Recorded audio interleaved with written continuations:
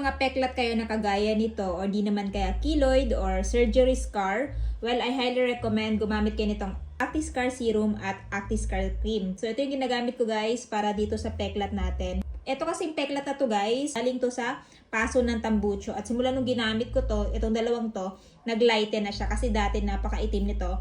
Pero ayan, tingnan nyo naman, napaka-effective talaga nito gamitin. So, gamit kayo nito guys. Pagkatapos nyo maligo, syempre, unahan nyo muna ng serum. Ayan. At saka sa kanyo yung mamassage.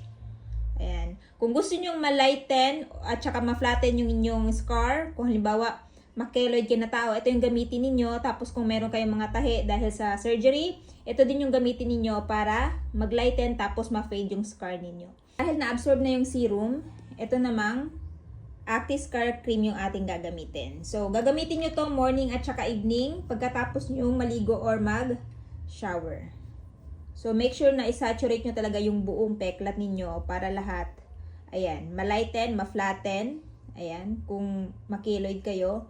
At the same time, dahan-dahan siyang ma-fade. Kaya naman guys, kung may mga peklat din kayo kagaya nung sa akin or di naman kaya meron kayong surgery scar or peklat galing sa mga disgrasya or halimbawa nadapa kayo, ito talaga yung may re-recommend ko. Actiscar Serum at Actiscar Cream. Kung interested kayo guys at gusto nyo din itry ito, idadrop ko na lamang yung link dito dyan sa yellow basket.